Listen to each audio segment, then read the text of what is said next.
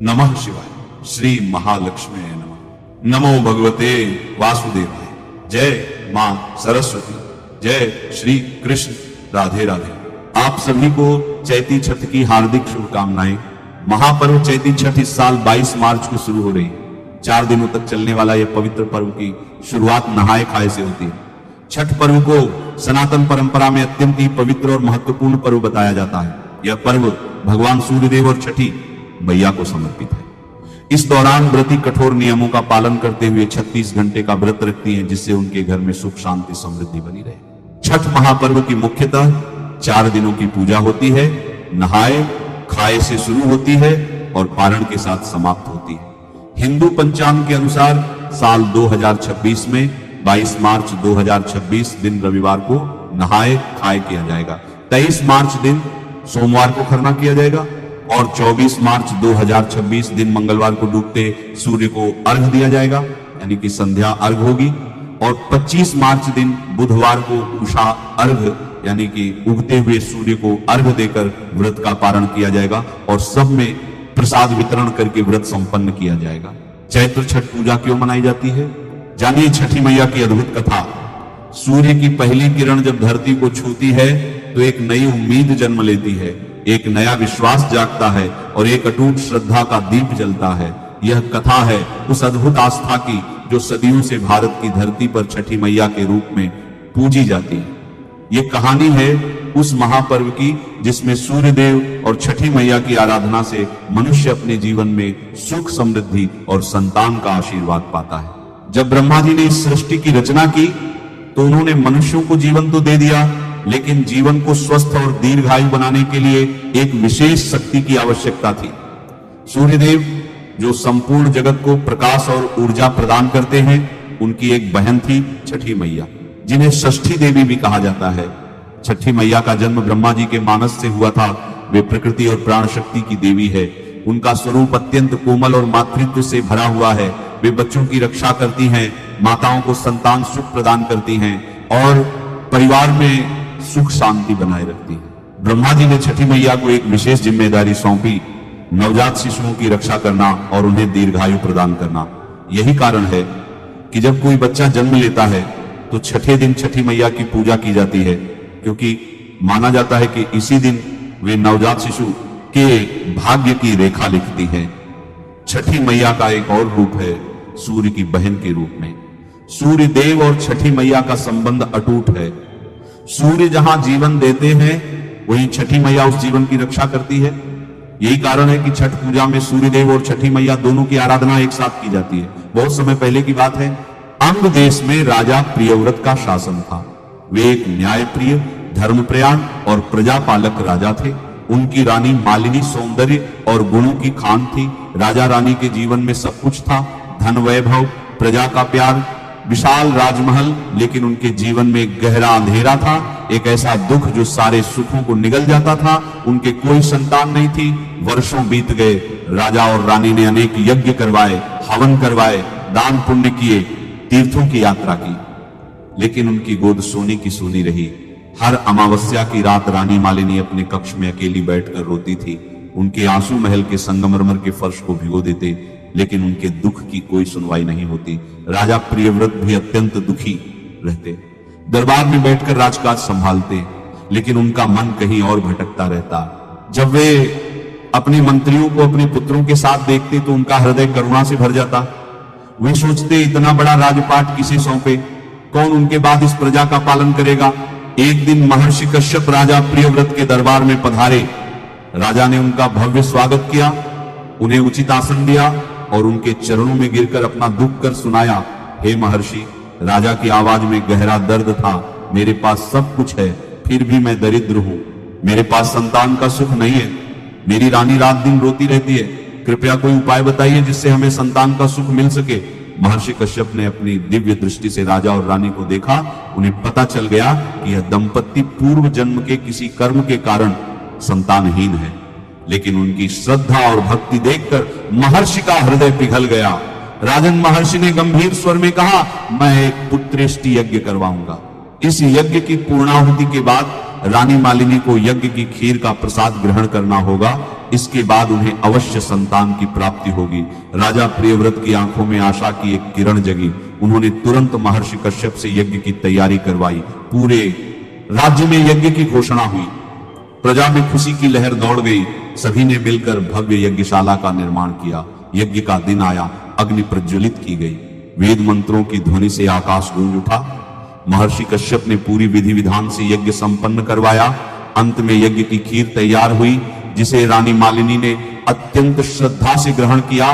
महीने बीतते गए और रानी मालिनी गर्भवती हुई। पूरे राजमहल में खुशी छा गई।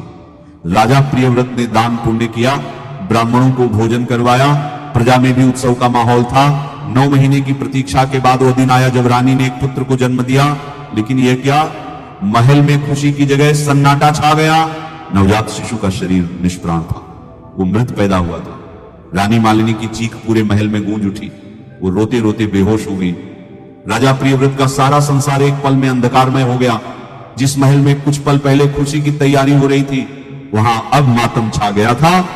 राजा अपने मृत पुत्र को गोद में लेकर फूट फूट कर रो रहे थे। हे भगवान, उनकी आवाज में असीम पीड़ा थी। यह कैसा क्रूर मजाक है। पहले संतान नहीं दी और अब मृत संतान देकर हमारा जीवन नरक बना दिया। यह कैसा न्याय है। रानी मालिनी की स्थिति और भी भयावह थी। जब उन्हें होश आया और उन्हें पता चला कि उनका पुत्र जीवित नहीं है, तो उनका हृदय टूट गया। वे अपने मृत शिशु को छाती से लगाकर रो रही थी। मेरे बेटे, रानी विलाप कर रही थी। तुमने मां का मुंह भी नहीं देखा, तुमने मेरी आवाज भी नहीं सुनी। 9 महीने मैंने तुम्हें अपने गर्भ में रखा, तुम्हारे लिए सपने देखे और तुम बिना बोले ही चले गए। यह कैसी निर्दयता है। पूरा महल शोक में डूब गया। सभी दासियां, सेवक, मंत्री सब रो रहे थे। कोई राजा रानी को सांत्वना देने का साहस नहीं कर पा रहा था। इसी दुख की घड़ी में महर्षि कश्यप फिर से राजमहल में पधारे। जब उन्होंने यह दृश्य देखा तो उन्हें अत्यंत दुख हुआ, लेकिन वे जानते थे कि यह सब एक कारण से हो रहा है।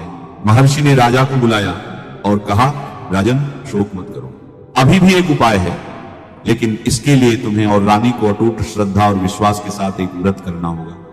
राजा की आंखों में आशा की एक छोटी सी किरण जगी। महर्षि, कोई भी उपाय बताइए, मैं अपने प्राणों की आहुति देने को भी तैयार हूं, बस मेरा पुत्र जीवित हो जाए। महर्षि कश्यप ने कहा, राजन, छठी मैया की पूजा करो। वे प्राण शक्ति की देवी है, षष्ठी देवी है। वही नवजात शिशुओं के भाग्य की रेखा लिखती है। उनकी कृपा से मृत शिशु में भी प्राण आ सकते हैं। लेकिन महर्षि, यह पूजा कैसे की जाती है? रानी ने पूछा। महर्षि ने समझाया, कार्तिक मास की षष्ठी तिथि को यह व्रत किया जाता है। 4 दिन तक अत्यंत कठोर नियम पालन करना होता है। पहले दिन नहाए खाए होता है, जिसमें शुद्ध भोजन किया जाता है। दूसरे दिन खरना होता है, जिसमें पूरे दिन व्रत रखकर शाम को गुड़ की खीर बनाकर प्रसाद ग्रहण किया जाता है। तीसरे दिन संध्या अर्घ्य होता है, जिसमें डूबते सूर्य को अर्घ्य दिया जाता है। और चौथे दिन उषा अर्घ्य होता है, जिसमें उगते सूर्य को अर्घ्य दिया जाता है। यह व्रत अत्यंत कठिन है। महर्षि ने आगे कहा, तीसरे दिन से व्रती को निर्जला व्रत रखना होता है, पूरी रात जागरण करना होता है। लेकिन यदि पूरी श्रद्धा से यह व्रत किया जाए तो छठी मैया अवश्य प्रसन्न होती है और मनोकामना पूर्ण करती है। रानी मालिनी ने तुरंत कहा, महर्षि, मैं यह व्रत करूंगी, कितना भी कठिन क्यों ना हो, मैं अपने पुत्र के लिए सब सहन कर लूंगी, बस मेरा बेटा जीवित हो जाए। राजा प्रियव्रत ने भी कहा, महर्षि, हम दोनों मिलकर यह व्रत करेंगे, छठी मैया से प्रार्थना करेंगे कि वे हमारे पुत्र में प्राण फूंक दे। महर्षि कश्यप ने आशीर्वाद दिया, तथास्तु। तुम दोनों की श्रद्धा और भक्ति देखकर मुझे विश्वास है कि छठी मैया अवश्य प्रसन्न होंगी। महर्षि के जाने के बाद राजा और रानी ने व्रत की तैयारी शुरू कर दी। पहले दिन कार्तिक शुक्ल चतुर्थी को नहाए खाए का दिन था। रानी ने गंगा नदी में स्नान किया, पूरा शरीर शुद्ध किया, मन को शुद्ध किया। फिर घर आकर सात्विक भोजन बनाया, चावल, दाल, कद्दू की सब्जी, बिना नमक और प्याज लहसुन के। रानी ने अत्यंत श्रद्धा से यह भोजन ग्रहण किया।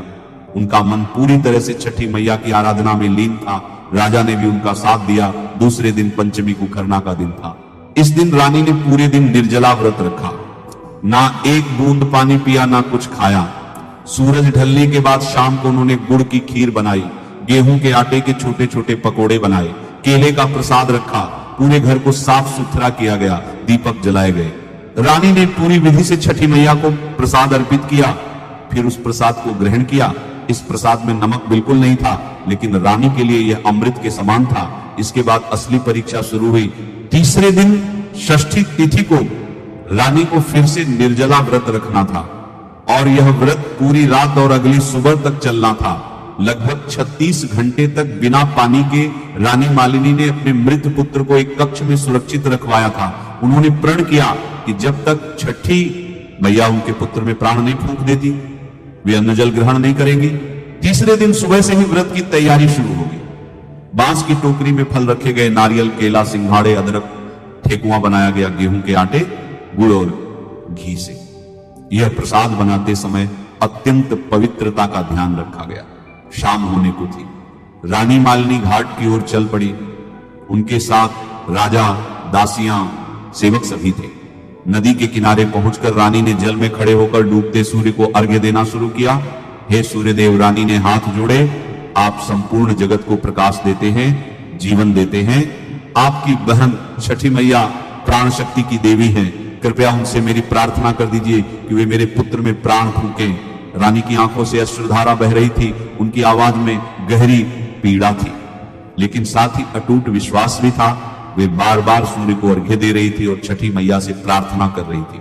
जैसे जैसे सूर्य डूब रहा था, रानी का विश्वास बढ़ता जा रहा था। अंत में सूर्य पूरी तरह से डूब गया। रानी ने अंतिम अर्घ्य दिया और नदी से बाहर आ गई। रात हो चुकी थी। रानी मालिनी को पूरी रात जागरण करना था। वे अपने कक्ष में बैठी और छठी मैया का नाम जपने लगी। हे छठी मैया, हे षष्ठी देवी, मेरे पुत्र पर कृपा करो, उसे जीवन दान दो। घंटे बीतते गए। आधी रात हो गई। रानी का शरीर थकान से चूर था। रात धीरे धीरे बीत रही थी। तारे आकाश में टिमटिमा रहे थे। पूरे महल में सन्नाटा था। बस रानी की प्रार्थना की आवाज गूंज रही थी। आखिरकार रात बीत गई। सुबह का समय हो गया। आकाश में हल्की लालिमा छाने लगी। सूर्योदय होने वाला था। यह सबसे महत्वपूर्ण समय था, उषा अर्घ्य का समय। रानी मालिनी फिर से नदी के घाट पर पहुंची। उनका शरीर लड़खड़ा रहा था, लेकिन उनकी आस्था अटूट थी। वे पानी में खड़ी हो गई और उगते सूर्य की प्रतीक्षा करने लगी। पूर्व दिशा में लालिमा गहरी होती जा रही थी। धीरे धीरे सूर्य की पहली किरण दिखाई दी।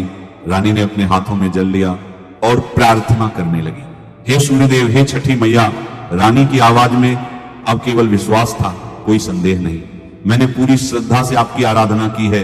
अब आप ही मेरी आशा है। मेरे पुत्र में प्राण फूंक दीजिए। जैसे ही रानी ने उगते सूर्य को पहला अर्घ्य दिया, एक अद्भुत घटना हुई। आकाश में अचानक एक दिव्य प्रकाश फैल गया। यह प्रकाश सूर्य के प्रकाश से भी अधिक तेज था, लेकिन आंखों को चुभता नहीं था। उस दिव्य प्रकाश में एक देवी प्रकट हुई। उनका स्वरूप अत्यंत कोमल और मातृत्व से भरा हुआ था। वे छठी मैया थी। उनके हाथों में आशीर्वाद का संकेत था। रानी मालिनी अवाक रह गई। उनकी आंखों से अश्रुधारा बहने लगी। वे पानी में ही गिर पड़ी और छठी मैया के चरणों में नमन कर रही थी। छठी मैया ने कोमल स्वर में कहा, उठो पुत्री, तुम्हारी श्रद्धा और भक्ति से मैं अत्यंत प्रसन्न हूं। रानी ने कांपते हुए कहा, हे माता, मेरे पुत्र पर कृपा करो, उसे जीवन दान दो। छठी मैया मुस्कुराई। उन्होंने अपना हाथ आशीर्वाद में उठाया और कहा, तुम्हारा पुत्र जीवित हो जाएगा, वह दीर्घायु होगा। लेकिन याद रखो, यह व्रत केवल आज के लिए नहीं है, इस व्रत को हर वर्ष करना होगा।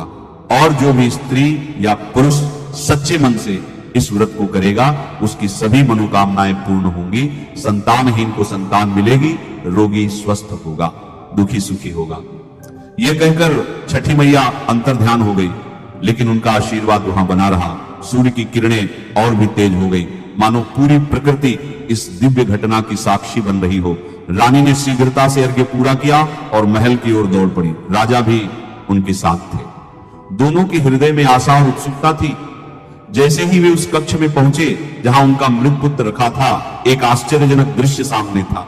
बच्चा रो रहा था। जी हां, वह जीवित हो गया था। उसके शरीर में प्राण आ गए थे। रानी मालिनी की खुशी का ठिकाना नहीं रहा। वे दौड़कर अपने पुत्र को गोद में उठा ली। मेरे बेटे, मेरे लाल, तुम जीवित होगा।